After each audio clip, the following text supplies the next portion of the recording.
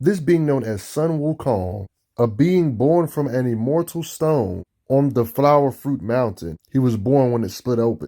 Throughout his adventures, he spent his time with a lot of monkeys. They even dubbed him the Monkey King, but he did not want to die no matter what, so he sucked out immortality no matter what. Therefore, going on his journey, crossing seas and continents, he ended up getting a whole bunch of sort of abilities and went through crazy amounts of power progression and like got layers and layers into immortality, which I'm going to show you later on in this same vid. Ended up clashing with the gods that ended up acquiring almost every power known to man, becoming like on some cosmic being type status, but you're going to see how this video goes. Before I even get started with anything, I must just tell you right off gate that this being is stated in his lore in the book. He's able to alter the course of planets and freaking stars, but let's get it, Sun Wukong. This being known as Sun Wukong went through some crazy evolutions through his journey. He actually ended up evolving to become his own Buddha, which is a part of this, but not quite yet this. He ends up evolving to where he becomes this, to where this is just a mere shadow of this all along. But I'm going to get to that later on. And these are all the reasons why Sun Wukong is freaking invulnerable and immortal, which I'm going to go over later in this vid. I haven't really got into myth-type characters, but some people have been requesting it. Beings like Sun Wukong, for one. You would honestly be surprised from how many fictional characters we like that are inspired from this character. Beings all the way from Pokemon, Digimon, Goku himself from Dragon Ball Z. He's a big inspiration to animes. That's why you see characters using the power pole or staff type combat. Matter of fact, even characters from Ruby you would not expect to be based off of him. Like this character that has a tail and uses this. And what a character to be inspired from, because this guy's ridiculously overpowered. Let's get it. He's a character that has every major power you can think of, but he has immense strength. Despite his amazing strength, you would think he wouldn't have no staff combat skills, but he does. Sun Wukong is a character from the book's Journey to the West, and it's a lot to process. Some wouldn't want to even be bothered by all of this content. Hey, but the things I do for you guys, right? The Journey is such an appropriate title because he literally went on a journey to earn the favor of the gods, earn his place among them, became kind of a rebel in the process. Yeah, he was kind of a busybody bad butt. like bruh, stay out of trouble, you know? He's one of those characters that actually do exercise in the books. This whole page right here explains and tells you that he's literally a good fighter, requiring martial arts attire, talking about his martial arts prowess and magical powers, which I'm going to get to in a bit. It also helps that he's gotten into a lot of fight with other deities to show his skills, that he can fight beings that are super powerful as well. I'm not gonna lie, he's known to be using the staff. That's what a lot of the characters he is based off of use, the staff, but he can also use other type of weapons as well, just all around versatility wise. I'm talking, and here's all the type of weapons Wukong can use, teaching his monkey army how to fight. To really get a good idea of his strength and raw striking power in general is his battle feats, going up against the forces of heaven themselves throughout his adventures. Sun Wukong even withstood stuff that almost blew away the universe or split it apart, like ridiculousness. It's thanks to one of the beings that he has fought. They were pretty much stalemating each other at this time period. The wind this entity produced fighting Sun Wukong changed heaven and earth. Yeah, the entities he had to fight had the abilities to destroy the universe as well. So yeah, even before becoming a Buddha himself, he had ridiculous universe-shattering type feats. Took on these deities from heaven. Might I add that among the deities was many constellations, which are literal, a group of stars forming an organizing pattern, and he fought 28 constellations. And if that's not enough, there's even narration. The cosmos themselves was in shambles. The scrap and scuffle alarmed both demons and gods. The clamor and clangor disturbed heaven and earth. Planet was darkened by hurtling rocks and stones. And just as collateral damage, he can literally shake continents. Collateral of his battles shake 4 continents. That's 1 continent. That's 2. 3. Literally straight up stated that Sun Wukong can alter the course of planets and even stars. He battled all the deities for an entire day without any rest because he does not feel fatigue. But what's his physical power like? With his raw strength, it's confirmed he can drag the moon down. In this context, used him like a weapon because they think he's without a weapon. This would mean he could twirl around quintillions of tons and use it as a weapon at the bare minimum already. Technically, even when mountains fall on him, mountains by themselves can't hold him down. Matter of fact, he's strong enough to carry 2 mountains. And the fact that he can carry these 2 mountains on himself while running at the speed of a meteor, so it's like casual, one could say, if he can run that fast with all that weight on him. Mount Sumeru and stuff, talking about how they can't hold him down. The religion on which this mountain is based off of, in their mythical lore, it's a sacred 5-peak mountain and is considered the center of all the physical, metaphysical, and spiritual universes. So one could say he didn't just hold up the weight of an ordinary mountain. So one could look at him lifting up this mountain not just being a mountain type lifting feat, but it can be like an immeasurable type of incalculable type lifting feat. These feats are so absurd, I can't even imagine this animated. How do you have one mountain on one shoulder and do you have another mountain on another shoulder? Sun Wukong. One of the best ways to get an understanding of his speed is one of the times where a being actually got the upper hand over Sun Wukong for one. Shocking, right? The Buddha himself is one of those few beings who's pretty much God. Buddha made a deal saying, if you can get out of his gigantic hand, which is the size of the universe, then you can ascend or whatever.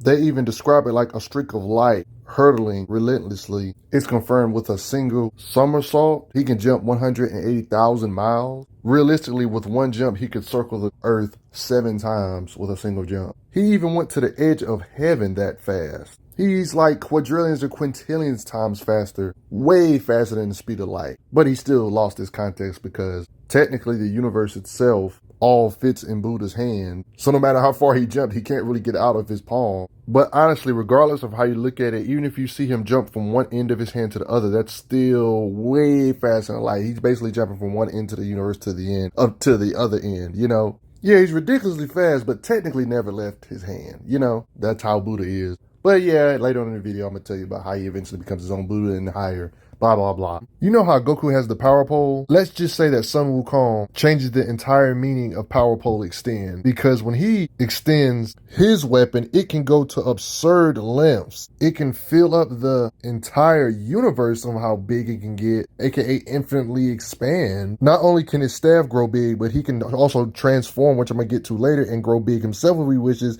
His staff and himself can grow big. So he apparently has a weapon that can extend during combat and grow to the length of the universe as he wishes. Not only can the weapon grow freaking stupid long, but he can apparently grow to the size of the universe himself if he wished to. Even if he wants to be small, he can be smaller than a piece of hair because he has boundless ways of transformation and incalculable means of becoming visible or invisible. Regardless of how you perceive this, whether if you think he's getting as big or can get as big as an observable universe or an infinite size universe, that kind of puts him on some cosmic being type status, being infinite in size if he wished. So you already know he can change size, has crazy physical strength and all that crazy stuff. His raw power alone kind of makes him on some cosmic being status, but this guy is ridiculously versatile, my dude, when it comes to being able to do different type of things, not just brute strength and overall power in general. Like on top of his transformations, he can make clones of himself, like on some shadow clone jutsu type stuff, and these clones are ridiculously powerful as well. Even if we're talking about thousands of clones, even up to billions of clones of himself, tell me why each one of these strands you see all over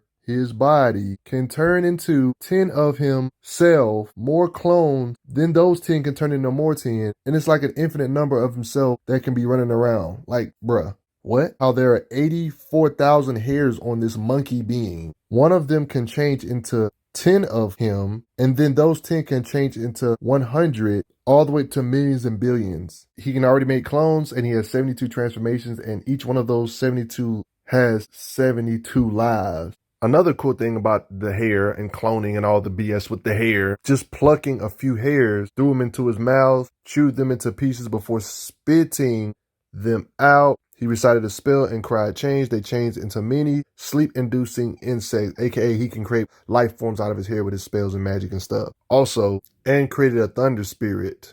Yeah, he legit making life forms out here. Did I mention that Sun Wukong is obsessed with life? He's perfected in the many arts of ageless life. Talk about immortality. Cut off his head won't necessarily work. Sever his arms, he can still beat you up. His legs amputated, he still can walk. Belly ripped open, will heal again. So obsessed with life and immortality, he doesn't even remember his age. He pretty much explains here this is why he's invulnerable, thanks to his immortality of him stealing and eating the immortal peaches, celestial wine, and the golden elixir.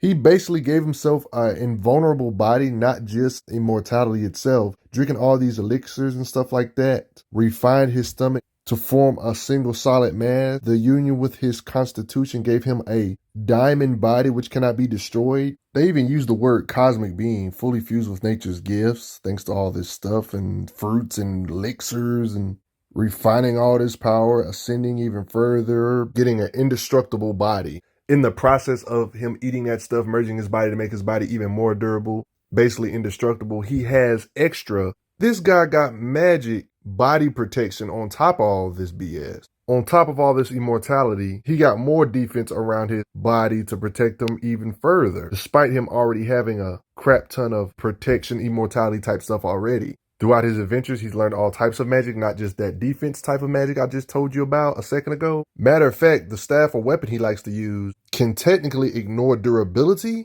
It's kind of like how Black Panther can harm top tiers even though he's physically not strong enough with his punching power without the vibranium claws. Same with Wolverine. He doesn't have the physicals of Hulk level beings, but his claws basically ignore durability. That's kind of how Sun Wukong's staff is. But he actually has the strength though on top of it. An example would be how they say a small stroke with this piece of iron is deadly and a light tap is fatal. So you don't have to put much force behind it for it to be lethal. Of course, you already know about his magic power to change, whether it be making duplicates or change his shape or just using his magic, grew 6 arms and can use a whole bunch of different weapons at once. They call the conflict earth shaking, making the very mountains tremble. He can actually make a whole bunch of these sticks if needed. Wukong had to counter a whole bunch of stuff with his iron rod by making a whole bunch of them at the same time. He can also make himself invisible by the magic of body concealment. On top of Sun Wukong's raw power, he can blow, partly his magic spell, making him be able to blow with breath